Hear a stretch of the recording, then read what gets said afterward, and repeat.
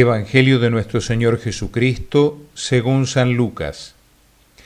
Jesús dijo a sus discípulos: habrá señales en el sol, en la luna y en las estrellas, y en la tierra los pueblos serán presa de la angustia ante el rugido del mar y la violencia de las olas.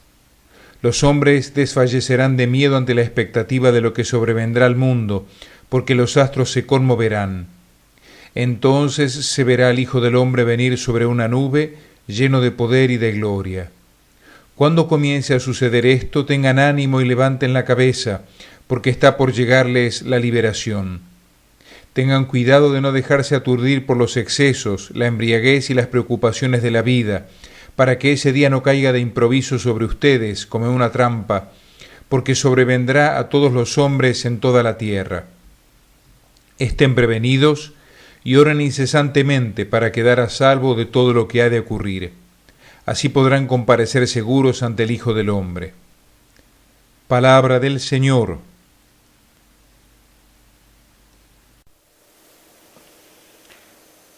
Domingo primero de Adviento, ciclo C.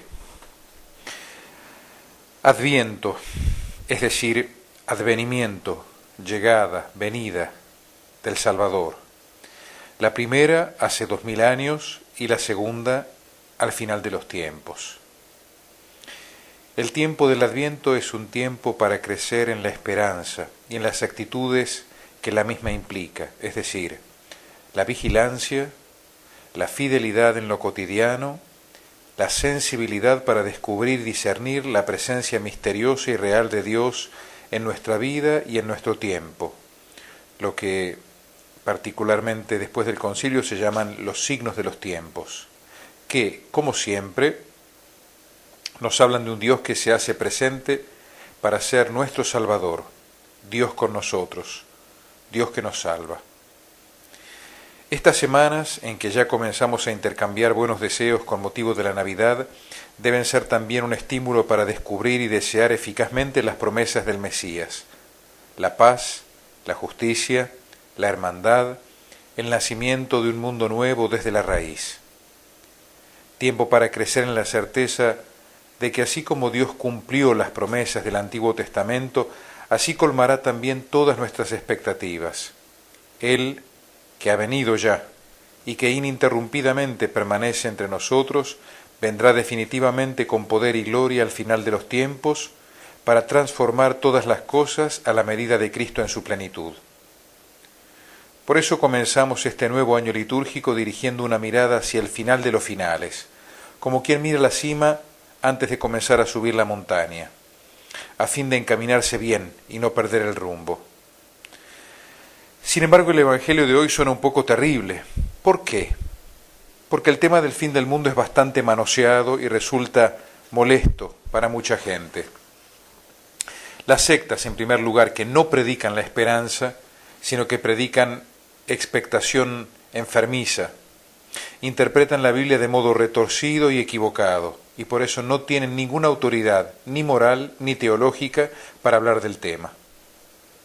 La literatura barata de divulgación, pretendidamente científica, entre comillas, invasiones extraterrestres, guerras interplanetarias, ovnis, History Channel, National Geographic y toda una serie de publicaciones escritas o audiovisuales que hablan también con poca o ninguna autoridad y que pretenden simplemente exponer una propia visión del tema y no hacerse eco de la enseñanza de Jesucristo.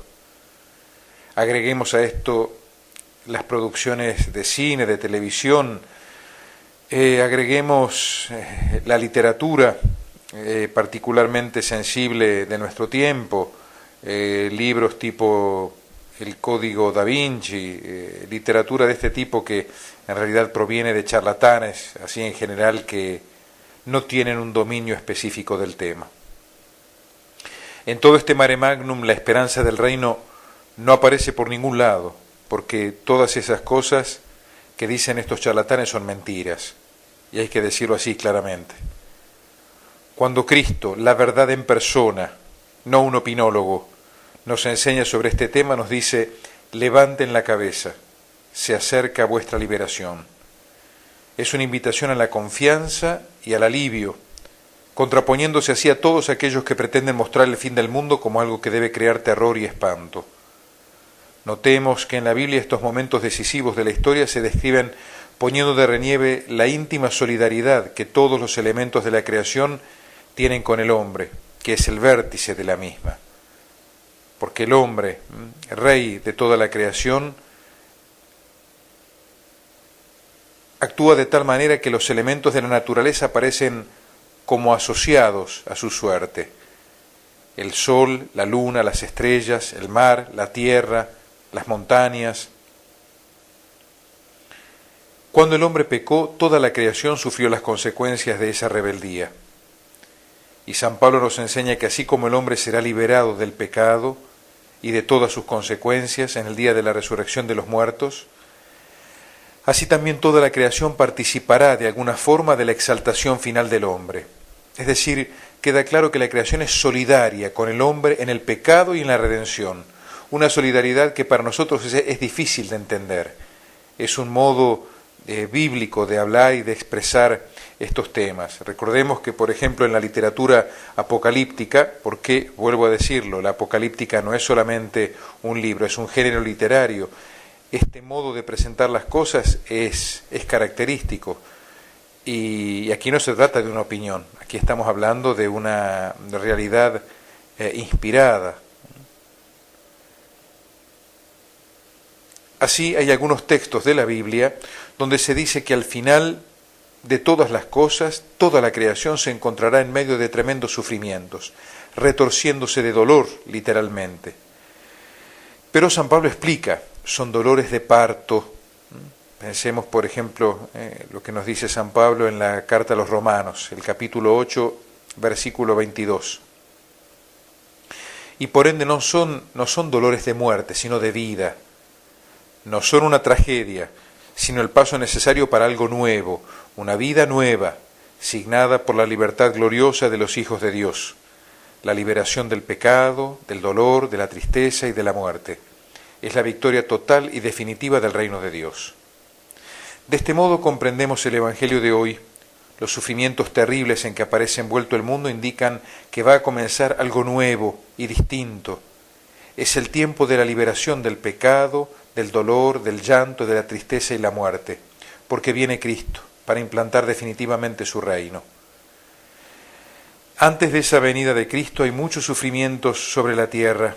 Para quienes no tienen fe, esos dolores son terroríficos, no les encuentran sentido, son sufrimientos sin fe. Para nosotros, enseñados por Cristo, son dolores de parto, anuncian una nueva vida. Son una participación en los dolores de la cruz de Cristo, que no terminó en la destrucción, sino en la resurrección. Por eso hoy el Evangelio nos invita no al miedo, sino a levantar la cabeza, para descubrir a Cristo glorioso, que sale a nuestro encuentro desde el final de la historia. Miremos nuevamente hacia la cima, para no perder el rumbo en el camino. Hagámoslo especialmente en este clima afectivo del Adviento. Y digo clima afectivo porque ustedes me comprenden bien cómo se vive este tiempo en familia, pensando en la situación social concreta del mundo, de nuestro país, de la Argentina en general, de la realidad latinoamericana. En fin, hay muchas situaciones límites que signan profundamente la historia del mundo en este momento. Recuperemos entonces el sentido del tiempo, no algo que pasa, sino alguien que viene. El Adviento que hoy empezamos nos invita especialmente a no ceder a la tentación de considerar el sufrimiento como una ausencia de Dios. Todo lo contrario. La Navidad nos repite casi como un estribillo: Dios está con nosotros, el Emanuel. Dios está muy cerca. En Él vivimos, nos movemos y existimos. En Él todo encuentra sentido. Él asume personalmente la historia de los hombres para transformar nuestros dolores en algo totalmente nuevo. Contemplemos entonces, al comienzo de este Adviento, la presencia de María Santísima en el primer Adviento de la historia, y también junto a Cristo en el último Adviento, cuando más que nunca buscaremos su presencia de Reina y Madre de Misericordia. E invoquemos a Dios Espíritu Santo. En realidad, nunca deberíamos comenzar nada sin invocarlo. porque sin Él, sin el Espíritu Santo, Dios está lejos. Cristo está en el pasado, el Evangelio es letra muerta, la Iglesia es una simple organización, la autoridad es dominación, la misión es propaganda, el culto es evocación y el obrar humano es una moral de esclavo. Pero con Él, con el Espíritu Santo, Cristo está allí, el Evangelio es la misión trinitaria, la autoridad es un servicio liberador, la misión es Pentecostés, la liturgia es un memorial y una anticipación, y el obrar humano se vuelve divino. Amén.